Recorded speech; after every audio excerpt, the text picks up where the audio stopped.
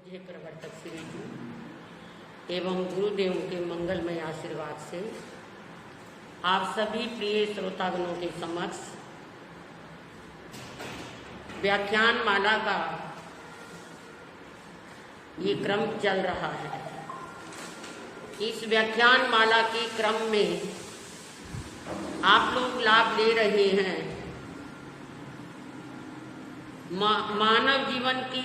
मानव जीवन रूपी वृक्ष के दुर्लभ फलों में तीसरा फल। पहला है मानव जीवन की दुर्लभता, दूसरा है जिनेंद्र पूजा, तीसरा है सत्वानुकंपा। सत्वानुकंपा में आचार्य सोम परम सूरी बहुत सुंदर चर्चा दे रहे हैं। प्राणी, भूत, जीव, सत्व। प्राणी, भूत, जीव, सत्व, चार भागों में हमने हिस्सा किया है। प्राणी वो जिन्हें प्राण मिले हैं। प्राणों का संयोग ही जीवित प्राणी है, प्राणों का वियोग ही मृतक प्राणी है। प्राण 10 हैं हमारे समक्ष। वो द्रव्य प्राण हैं जो 10 हैं। 5 इंद्री, 3 योग और श्वासोश्वास और आयुष, ये 10 द्रव्य प्राण हैं हमारे। द्रव्य प्राण का मतलब जो दिखाई देते हैं, जो नजर आते हैं, जिनका हम अनुभव करते हैं। 5 इंद्री आपके और हमारे समक्ष हैं। कान, नाक, आंख, मुख, शरीर, 5 हो गई। शरीर, मुख, नाक, कान और आंख, ये 5 इंद्रिय हैं। द्रव्य प्राण के 5 इंद्रिय यानी 10 प्राण है, जिसमें 5 इंद्रिय 5 प्राण हैं। 3 प्राण है मन, वचन और काया।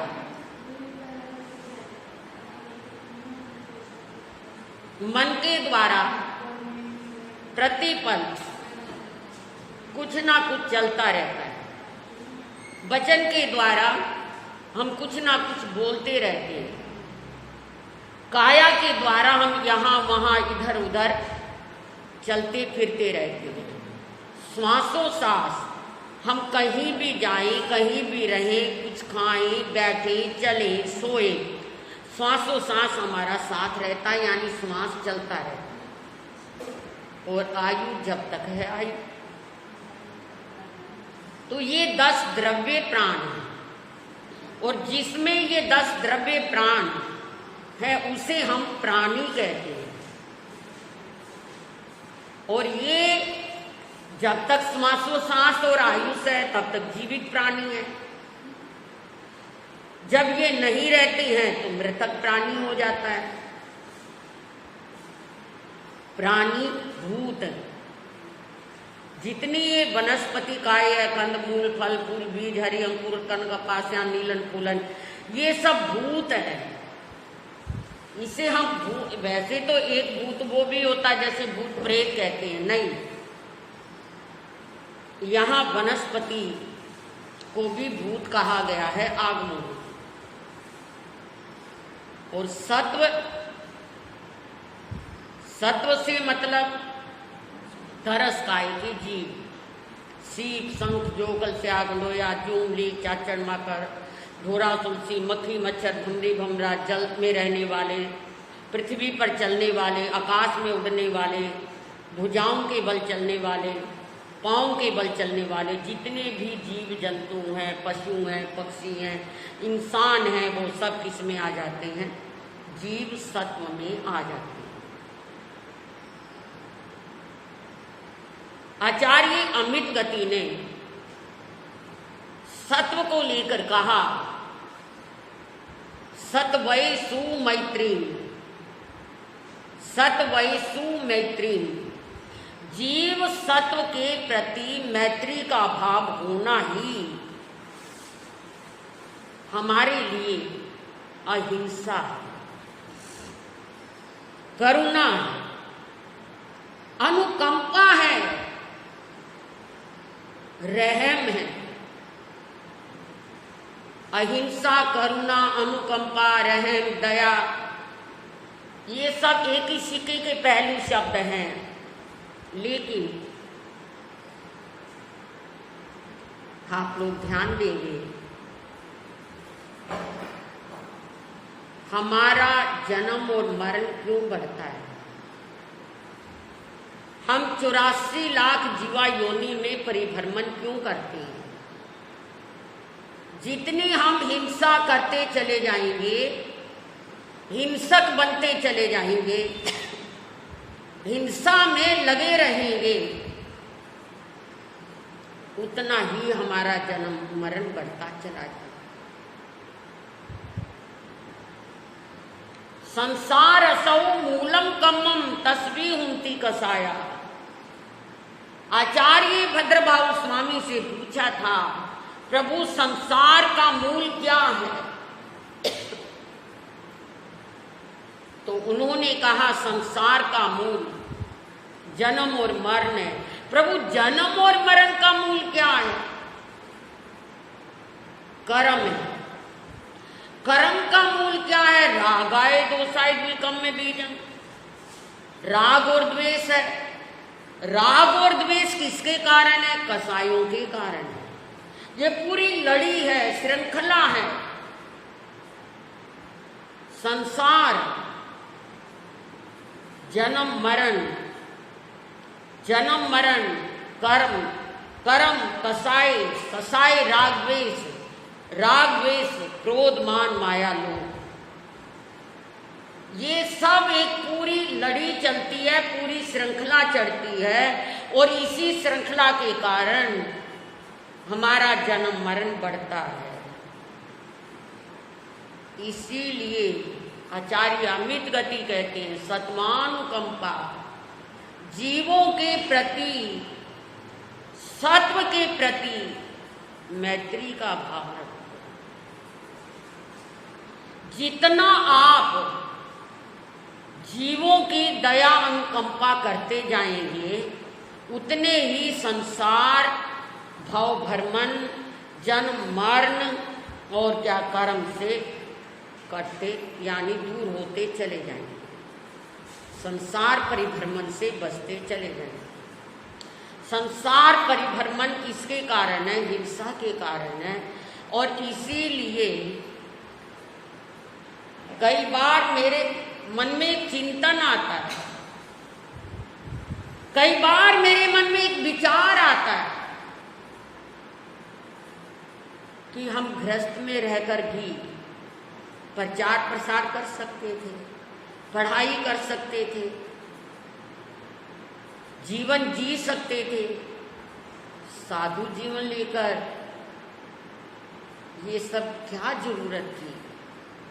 क्यों लिया गया? लेकिन आज मुझे समझ आती है इस बात की कि सर्व कर्मों से विमुक्त तो सर्ववृत्ति साधु ही हो सकता है। सर्ववृत्ति, देश वृत्ति शरावक, लाख कोशिश करने पर, लाख चाहने पर भी कर्मों से मुक्त नहीं हो सकता। और जब कर्मों से मुक्त नहीं हो सकता तो वो क्या जन्म मरण से भी मुक्त नहीं हो सकता। सर्ववृत्ति साधु जीवन का अर्थ था कि पूरे व्रतों को ले लेना। अहिंसा, पहला महाव्रत अहिंसा, मतलब हिंसा करूंगा नहीं, कराऊंगा नहीं और करने वाले को भला मानूंगा नहीं। अब यूं देखा जाए तो हम देखते हैं गृहस्थ जीवन में, चाहे वो सदगृहस्थ भी क्यों ना है, लाख कोशिश करने पर भी वो पूर्ण हिंसा से बच नहीं सकता। पृथ्वी की, आपकी, पानी की, अग्नि की, हवा की, वनस्पति की, ये हिंसा तो उसे लगती ही लगती। अगर विवाह कर लिया उसमें तो और अधिक हिंसा का, और अधिक हिंसा। कहने का मतलब जब हम साधु जीवन लेते हैं, सर्ववृत्ति जीवन हमारे पास आता है तो हम पूर्ण हिंसा से बच सकते हैं और सत्वानुकंपा, जीवों के प्रति अनुकंपा रख सकते हैं। क्या सत्वेषु मैत्री, सभी सत्व जीव के प्रति मैत्री का भाव रख सकते हैं। क्यों रख सकते हैं? हमें क्या 2 रोटी कहीं से भी लो जो अपने निमित्त ना बनी हो, वहाँ से 2 रोटी ली और कहीं से भी पानी फ्रासुक मिला, बस पेट भर लिया, हल्का फुल्का खा लिया और जीवन अपना पूरी तरह से शुद्ध होकर बिता लिया, तो उसमें सर्ववृत्ति साधु जीवन आ जाता है और उसमें हिंसा नहीं होती। जैसे भगवान महावीर, उनकी अहिंसा, उनकी अनुकंपा, उनकी दया, उसके लिए तो एक लफ्ज भी, एक लफ्ज भी मेरे लिए कहना बड़ा कठिन है। ऐसा व्यक्ति तो महावीर का, अगर वो चलते थे तो हर कदम पर उनकी निगाह होती थी, हाथ मिलाने में भी उन्हें 10 बार कोशिश में यही रहती थी कि मेरा हाथ बिना हिले, हिलेगा तो वायु काय जीवों की हिंसा हो। जिन महावीर भगवान के हम अनुयायी हैं, उनमें सत्वानुकंपा, जीव सत्व के प्रति कितनी करुणा थी, कितनी दया थी।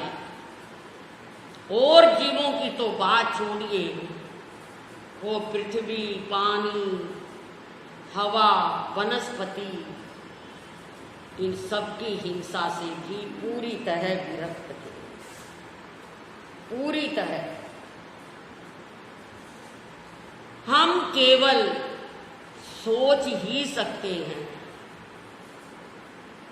सोच ही सकते हैं कि भगवान महावीर की अहिंसा कैसी अहिंसा थी, जिसका कोई कंपैरिजन नहीं, जिसका कोई मुकाबला नहीं। सत्वानुकंपा करता करता जीव कहाँ तक पहुंच जाता है। सोल में तीर्थंकर शांतिनाथ भगवान के पूर्व जन्म को यदि हम देखें तो हमें अनुभूति होती है कि सत्वानुकंपा कैसे हो सकती है, सत्वैषु मैत्री कैसे हो सकती है। मैत्री भाव जगत में मेरा, सब जीवों पर नित्य रहे। मैत्री भाव जगत में मेरा, सब जीवों पर नित्य रहे। दीन दुखी जीवों पर मेरे, उर्से करुणा स्रोत बहे। कितनी बड़ी मैत्री है। मिट्टी में सव्य भुवेषु, सब प्राणियों के प्रति मित्रता कब आती है? जब हम सबकी हिंसा से बचते हैं। अगर हम हिंसा से नहीं बच सकते तो हम मिट्टी में सव्य भुवेषु वाली बात नहीं कर सकते। कहते हैं भगवान शांतिनाथ का यानी जन्म एक पहले, अभी शांतिनाथ भव है, उससे पहले स्वर्ग, उससे पहले किसका भव था? मेघरथ राजा, राजा था मेघरथ। मेघरथ राजा की करुणा दया की जो प्रशंसा थी वो स्वर्ग में इंद्र ने की, और 2 देवों को ये बात भाई नहीं, वो परीक्षा लेने उतर आए। एक ने शिकारी का, एक ने बाज का रूप बना लिया, और मेघरथ अभी सभा में बैठे ही थे राज दरबार में, फड़फड़ाता हुआ, भयभीत होता हुआ, कांपता हुआ, बिल्कुल भयभीत, भय से जिसकी आंखें मिचमिचा रही हैं, ऐसा बाज राजा मेघरथ की गोद में आ पड़ा धड़ाम से। मेघरथ ने देखा कि क्या, अरे इस पक्षी को किसने सता दिया। बड़े स्नेह से, बड़े प्यार से उन्होंने हाथ से उसे सहलाया और कहा, डरो नहीं, मेरी गोद में हो, भयभीत होने की बाज आपको जरूरत नहीं। कबूतर की तरह ही होता है बाज, कबूतर कहे दूसरे रूप में। अभी थोड़ा उसे सांत्वना ही दी थी मेघरथ ने कि देखते ही देखते एक शिकारी दौड़ता हुआ चलाया, हाथ में धनुष्बाण है, और वो आकर के मेघरथ राजा के पास खड़ा हुआ और कहने लगा, महाराज, ये मेरा शिकार है, मैंने इसे धरती पर गिराया है, मुझे इसके मांस की जरूरत है, मेरा अधिकार है, आप मुझे दे दीजिए महाराज, ये मेरा शिकार है, मेरे शिकार को आप ऐसे छुपा कर मत रखिए, मुझे दीजिए। मेघरथ राजा ने कहा, जो किसी की शरण में आ जाता है वो उसका हो जाता है। ये बाज मेरी शरण में आया, ये कबूतर मेरी शरण में आया है, मैं शरण में आने वाले को कभी मरने के लिए नहीं दे सकता, देना पड़ेगा। आप राजा हो, आपको न्याय करना पड़ेगा, ये कबूतर मुझे हर हालत में देना पड़ेगा, नहीं दे सकता, मैं शिकारी नहीं दे सकता, मुझे मांस चाहिए। अगर इसे नहीं दे सकते तो इसके बदले में मुझे मांस दे दीजिए, पर लेकर जरूर जाऊंगा, मांस दे मुझे, मैं नहीं जा सकता। और मांस भी अगर इसको बचाने के लिए किसी दूसरे को मारते हैं तो फिर इसको बचाने का आपको फायदा क्या हुआ, इसको बचाने का आपको लाभ क्या हुआ।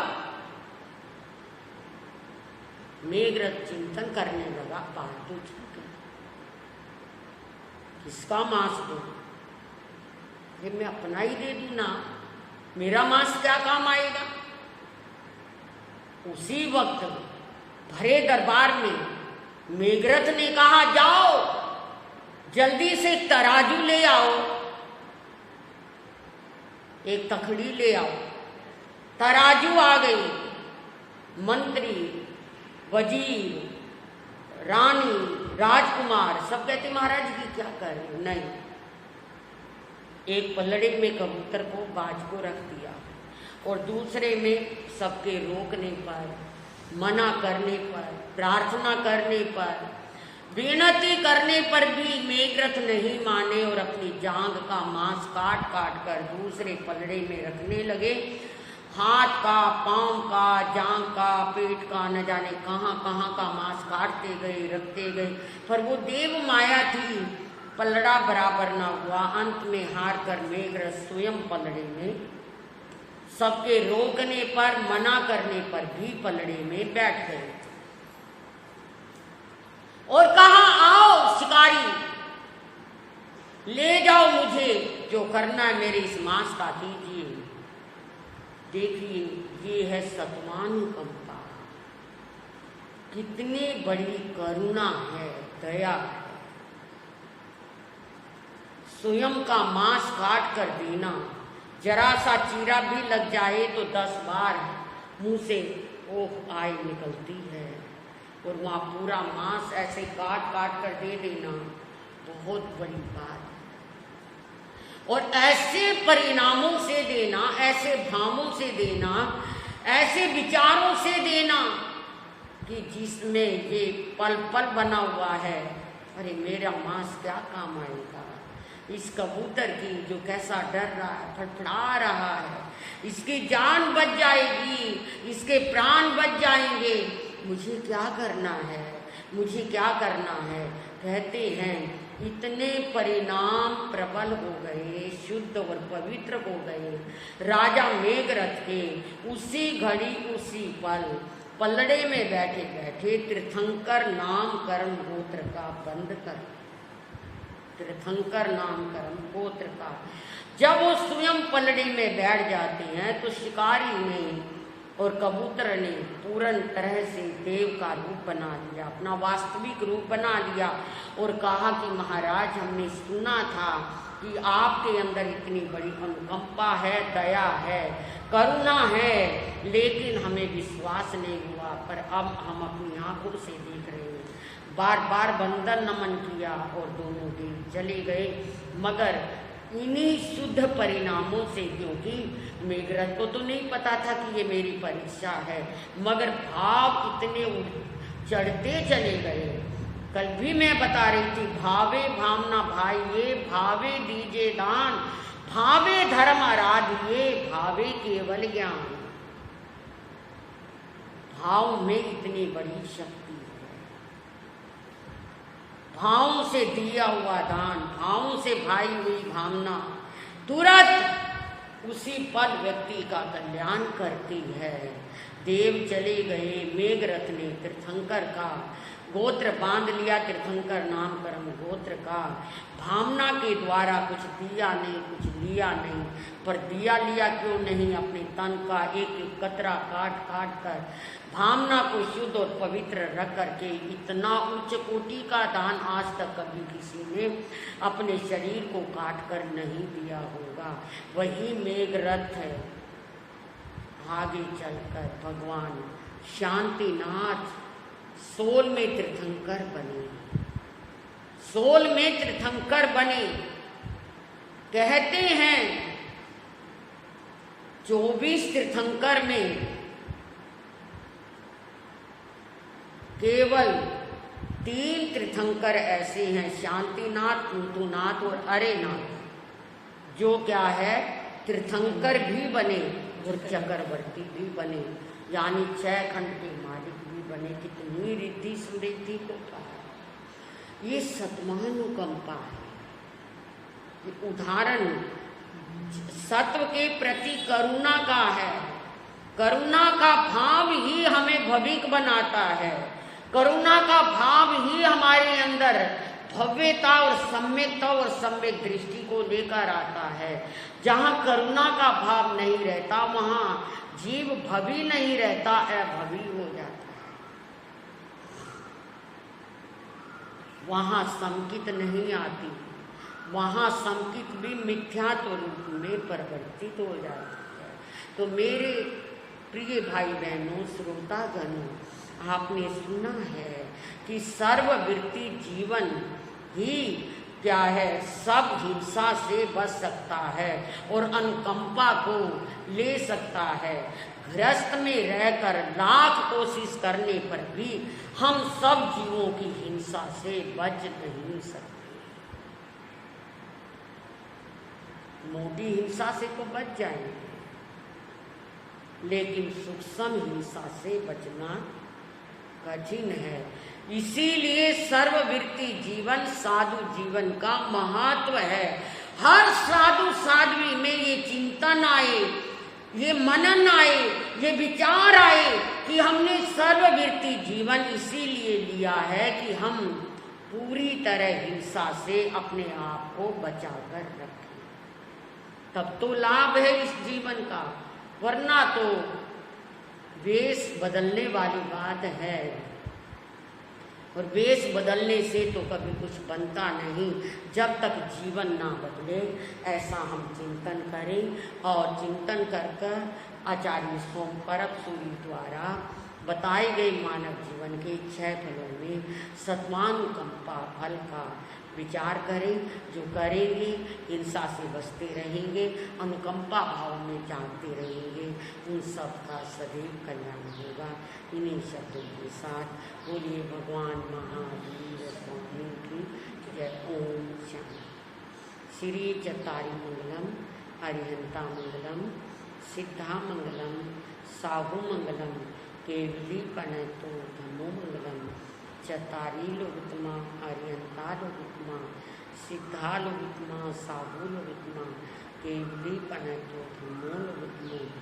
चतारी शरणं पवज्जामि, अरिहंते शरणं पवज्जामि, सिद्धे शरणं पवज्जामि, साहु शरणं पवज्जामि, केवली पनतं धम्मं शरणं पवज्जामि। ये चार शरण दुख हरण जगत में, और न सरना कोई होगा। जो भव्य प्राणी करे आचरण, उसका अजर अमर पद होगा। धन्यवाद।